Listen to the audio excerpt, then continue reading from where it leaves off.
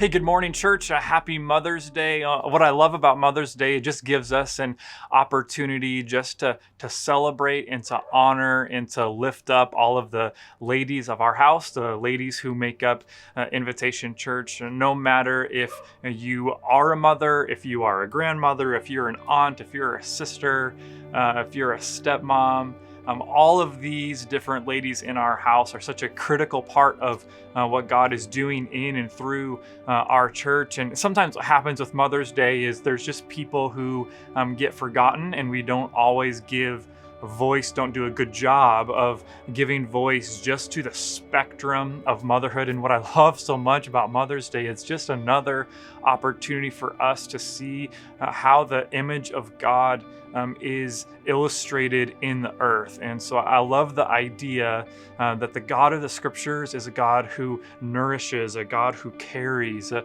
God who provides. And I think one of the ways that we see that in our space and in our time on earth is just the ladies who have been made in the image of God and get to work that out in their own lives. So today is not a day where we're just celebrating those of you who have had the opportunity to be a mom. This is a day where we get to celebrate all of the ladies in the kingdom of God, all of the ladies who have impacted and served and shaped us.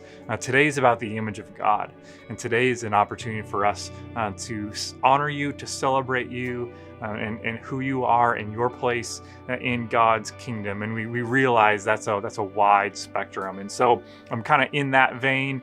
There is a letter that I just want to read. There's this woman, Amy Young, who wrote some words about the wide spectrum of Mother's Day. And so I want to read that for you now, just as a way for all of us to understand what this day is really about.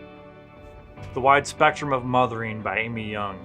To those who gave birth this year to their first child, we celebrate with you.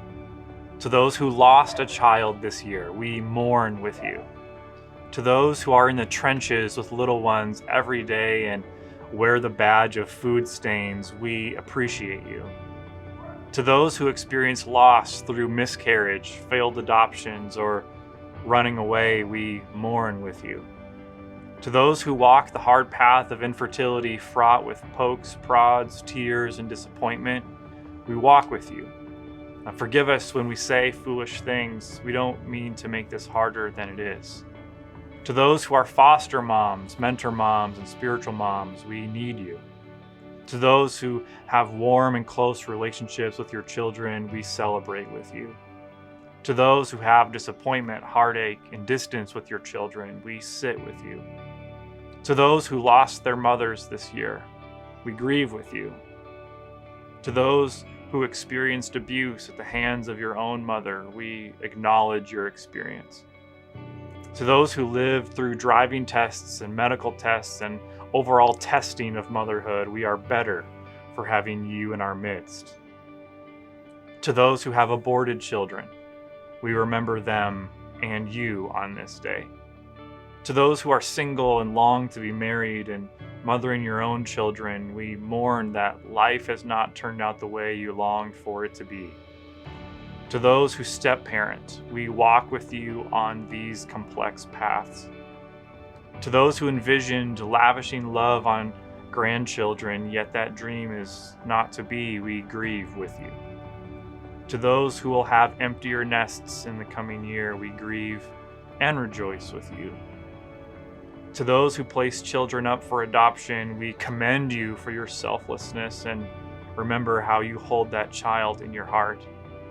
And to those who are pregnant with new life, both expected and surprising, we anticipate with you. This Mother's Day, we walk with you. Mothering is not for the faint of heart, and we have real warriors in our midst. We remember you.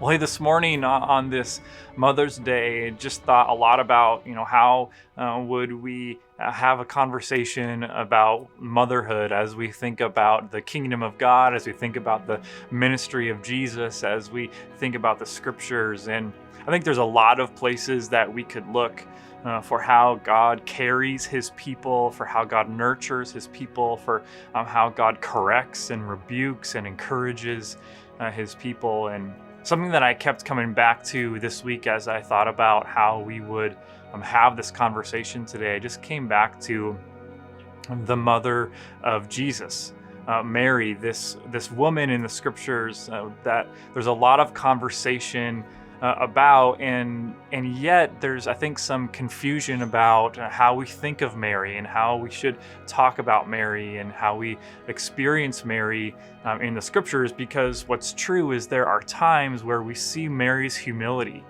and we see her gentleness, and then there's moments where we see her strength and her bravery and her courage, her tenacity to even in the dark seasons of her life, she just shows up in some really beautiful ways. There's even moments when she stands up to the government of the time and standing with Jesus when no one else would stand with Jesus. And so just wanted to talk a little bit about her today as we process Mother's Day 2020. I think one way we can think of Mary as really the second Eve, that in a very real way, once Adam and Eve are kicked out of the garden because of their unfaithfulness, because of their disobedience, because they believed the lie that God was holding out on them, that God was approaching them with one hand behind his back, keeping the good, keeping the gifts from God's people. Mary comes on the scene and she fills this role as a second Eve, that although paradise, this Garden of Eden, was lost, through Mary, one would come who would redeem and who would restore all things. So every wrong is going to be made right. Every sickness is going to be healed. Like every darkness is going to be snuffed out by the light through Jesus. And it's really amazing to think about this, that really Mary carries in her body the Savior of the universe. And her body becomes the vehicle for the incarnation. It's the place that nourishes the Word made flesh. And so I think that's just a really powerful thought on this morning. And a lot of times, we think of who Jesus symbolizes in the scriptures. And so we can talk about Jesus as the new Moses, or we can talk about Jesus as the new David, or Jesus as the new Adam, like all of these figures that Jesus kind of fills up what it really means to be Adam, what it means to be Moses, what it means to be David. But what's really interesting in the scriptures is there's this guy named Abraham. And in the scriptures, Jesus is never really talked about as like the new Abraham. And one of the reasons for that is I think that's actually a role that Mary fulfills. Like if you look at the book of Genesis chapter 11 and 12 and going forward, there's this discussion about Abraham and who Abraham is, and that through him all of the nations of the earth are going to be blessed. This unlikely man, this man who was well along in years, God really lifts up and uses to bless not just his family, but all of the nations of the earth. And Mary follows in his footsteps, that through Mary, salvation comes to the whole world. Like through Mary, through her life, through her faithfulness and obedience and courage and bravery and availability to God, all of the world who needs light, the world who needs healing, the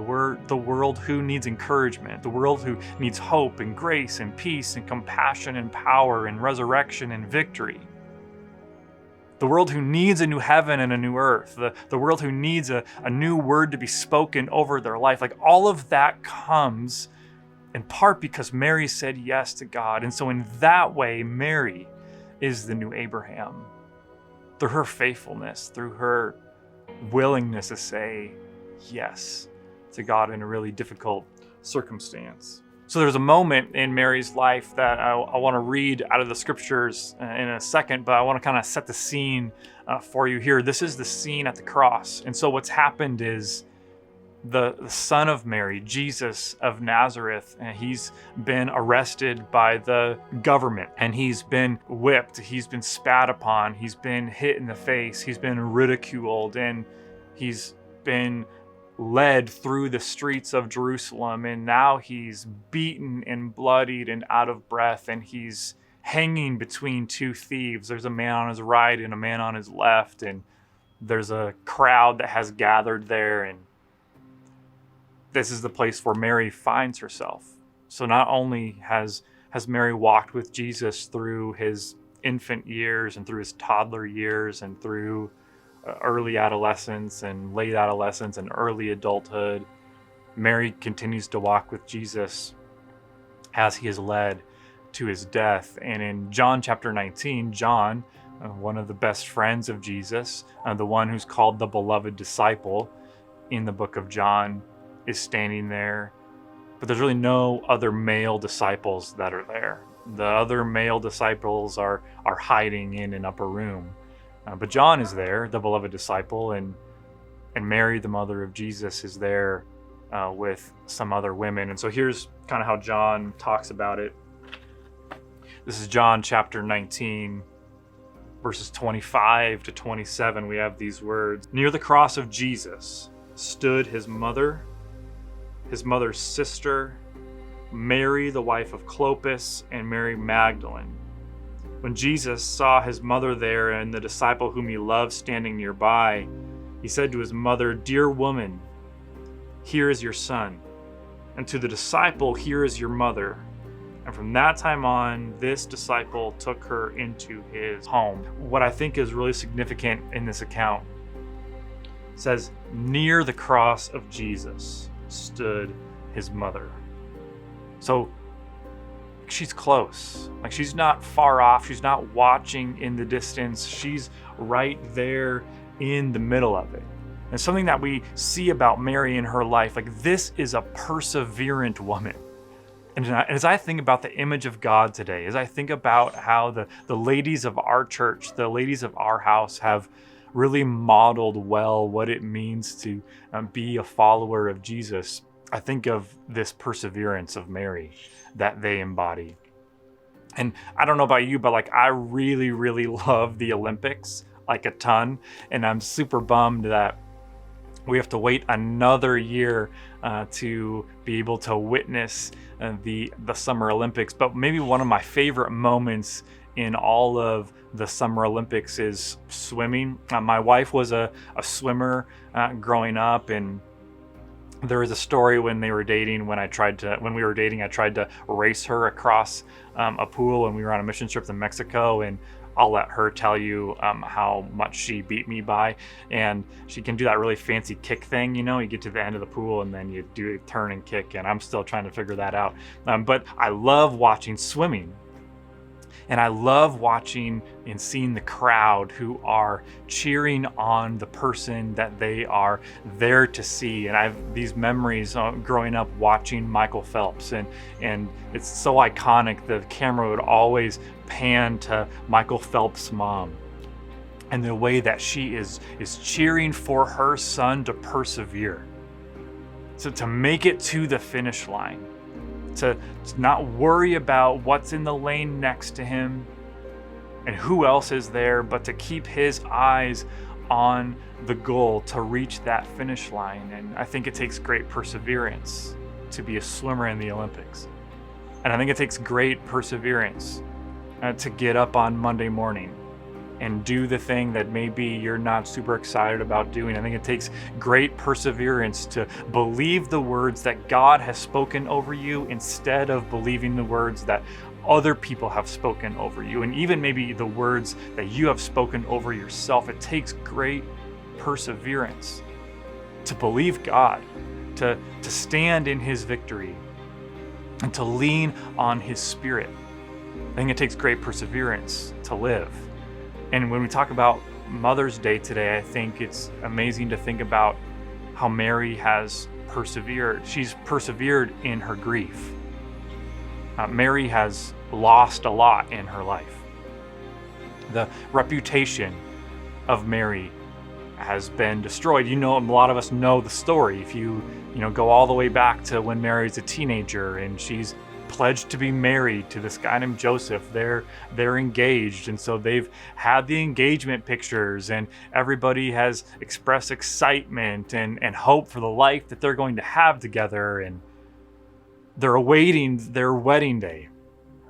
Well, and then something really awkward and difficult and hard happens. Mary finds out that she's pregnant, that she's gonna be with child, and this is in a way, shameful news in their culture, in their day, because she's not married to Joseph yet. She's pledged her life, her faithfulness to him, and now there's this baby. And so I can just imagine the whispers in their small town. It's crazy how in small towns, what's whispered tends to grow in volume. And that's what happens in Nazareth, that people begin to whisper about Mary and about Joseph, like, hey, did you hear? Oh no, I didn't hear. Tell me what happened. And all of a sudden she becomes the subject of conversation, and just carry that forward. And now she's showing, and she gives birth to this child, and all along in her life she has this reputation that the world looks at Mary and they say, I can't believe that she would do that. I used to think of this and this and this of her, and now my opinion of her has just changed. But in God's eyes, in the mind of God, Mary is faithful, and Mary is available, Mary is open, Mary is brave, Mary is courageous. And so I think it takes great perseverance for Mary to persevere through her grief. I think she also perseveres through loss. Mary at some point loses her husband Joseph. That there's a place in the scriptures where we hear about Joseph, and then really after age 12 of Jesus, once he turns 12, we just don't hear about Joseph anymore. And tradition tells us that he died at an early age. And so Mary was left to raise these children on her own. And then when Jesus is in his 30s, we know that this is when the crucifixion happens. And so she perseveres in her grief enough to stay present, to be near the cross, John tells us.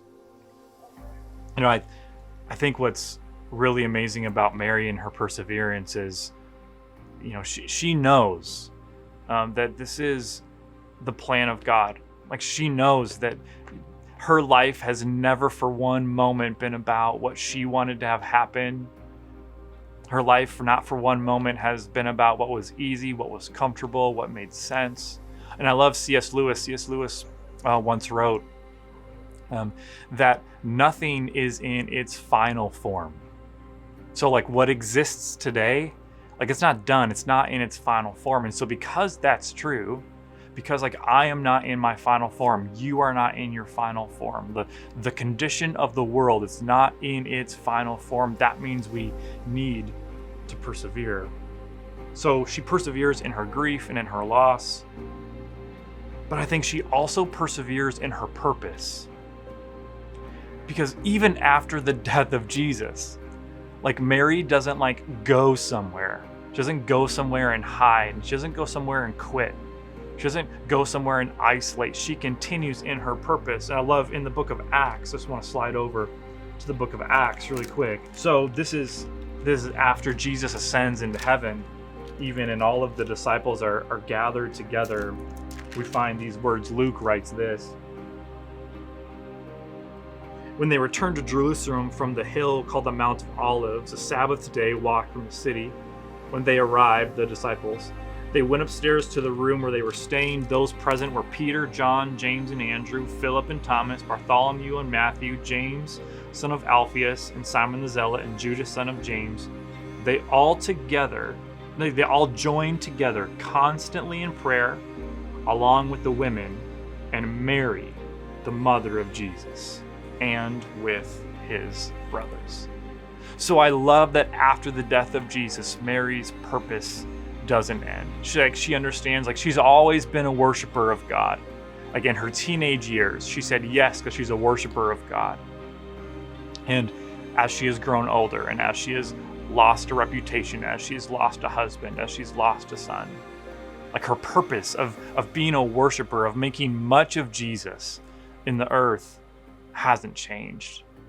Her suffering hasn't choked out the purpose that God had for her. And so Mary's soul is a perseverant soul. And I think the image of this perseverant God is such a beautiful example today for us as we honor and celebrate all the ladies of our house. And earlier last year, there was a movie called Harriet, and it kind of outlined the life of Harriet Tubman, this amazing woman in American history, in maybe some of our most evil, darkest moments that our country has ever had, as we operated in this time of slavery, where we would ignore the image of God in another person, and we would instead place a price tag, a value on them, and use them for our own purposes. And we would be the ones that would name them, and we would be the ones who would say